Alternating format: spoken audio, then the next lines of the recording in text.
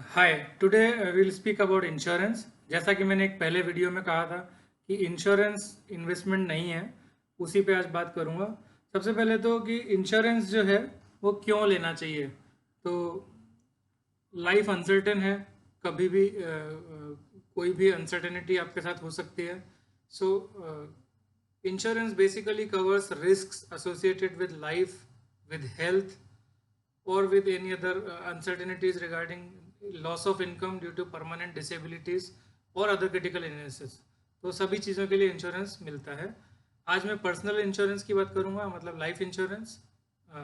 तो सबसे पहले huge respect for LIC। I come from a family जहाँ पे मेरे फादर के अंकल्स और मेरे फादर के कज़न ब्रदर्स सभी LIC से जुड़े हुए हैं।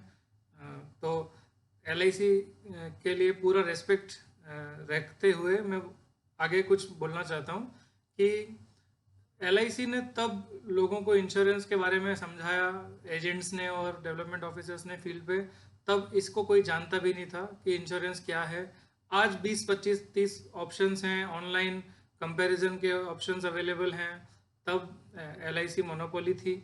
LIC और इंश्योरेंस के अवेयरनेस घर घर तक पहुंचाने में LIC का बहुत इंपॉर्टेंट रोल रहा है। और 10-15 साल पहले, 20 साल पहले इंटरेस्ट रेट्स इंडिया में बहुत ज़्यादा थी। पहले किसान विकास पत्र में या FD में भी बैंक में 5 से 5.5 साल में, 6 साल में पैसा डबल हो जाता था। उस टाइम पे डिपॉजिट्स पे इंटरेस्ट रेट्स 10-11-12% की रेंज में हुआ करती थी। बट अब वो दौर नहीं है, अब हम लो इंटरेस्ट रेट सिनेरियो में हैं। तो यहाँ पे इंश्योरेंस जो है वो काफ़ी कॉस्टली मेथड है इन्वेस्टमेंट करने का, क्योंकि इंश्योरेंस में कमीशंस भी इन्वॉल्व होते हैं एजेंट्स के। जो पूरी वैल्यू चेन है वहाँ पे आपको एक्सपेंसिव होता है उनका fund management, allocation for mortality rates. So insurance और इन्वेस्टमेंट्स दोनों को अलग अलग रखना चाहिए, बट इंश्योरेंस लेना जरूर चाहिए। तो इंश्योरेंस कौन सा लें और क्या सही तरीका है इंश्योरेंस लेने का। आपने सुना होगा टर्म प्लान के बारे में ना। टर्म प्लान क्या है? टर्म प्लान बेसिकली जैसे आपका बाइक इंश्योरेंस है, फायर इंश्योरेंस है, वैसा ही एक टर्म प्लान है कि अगर वो रिस्क जो आप कवर कर रहे हैं, which is your death, if that happens you will get money. I mean your family, not you. So your family gets money in case that risk happens to you. but अगर वो risk नहीं होती है, वो risk अगर आपकी death नहीं होती है, तो एंटायर मनी इज गॉन, वो पूरा का पूरा पैसा चला जाता है। सो एक कन्वेंशनल विजडम ये है कि यार ऐसा इंश्योरेंस क्यों लेना चाहिए जिसमें पैसा वापस ना आए।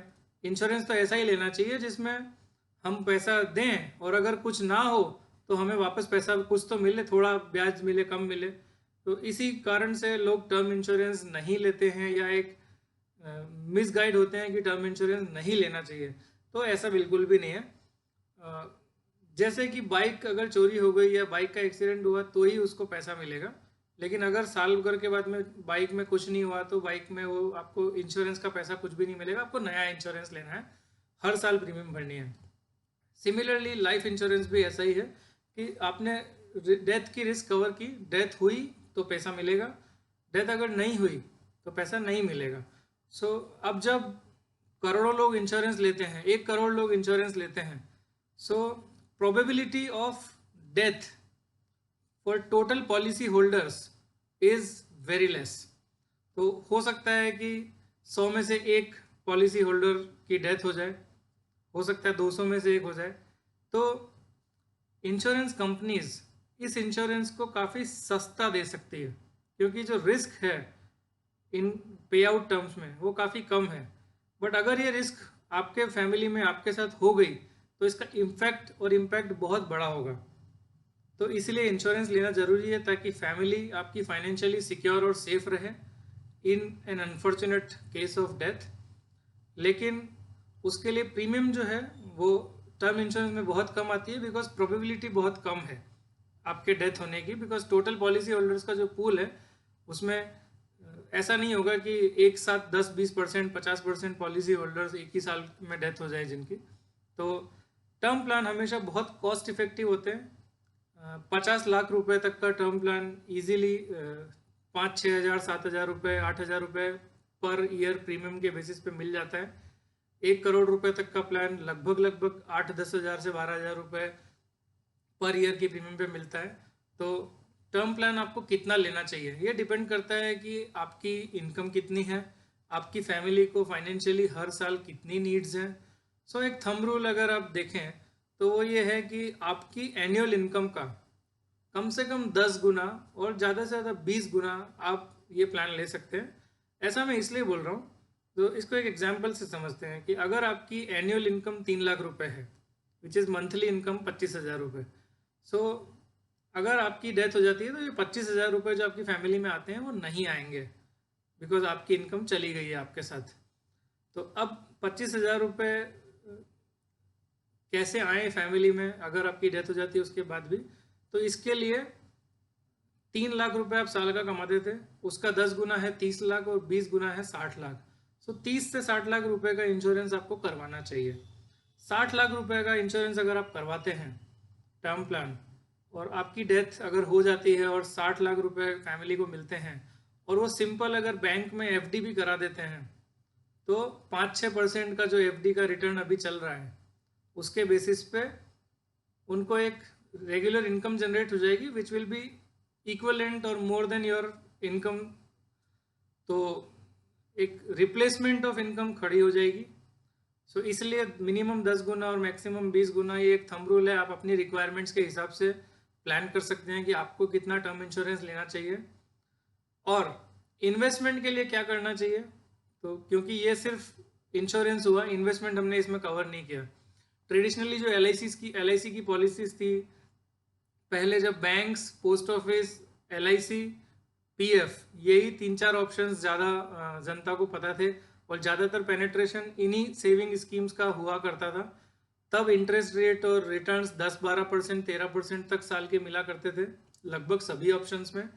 LIC का रिटर्न तब भी थोड़ा कम था क्योंकि LIC has to pay the commission to agents who is selling plans to you. ये कमीशन उनके एक्सपेंसेस के लिए जायज़ भी था क्योंकि वो एफर्ट्स करते हैं, घर घर जाके लोगों को समझाते हैं। जब 100 लोगों को समझाते हैं तो 2, 4, 5, 10 लोग कन्विंस होके उस प्लान को खरीदते हैं। सो कॉस्ट ऑफ सेलिंग को कहीं ना कहीं कवर करने के लिए वो कमीशन ज़रूरी हैं।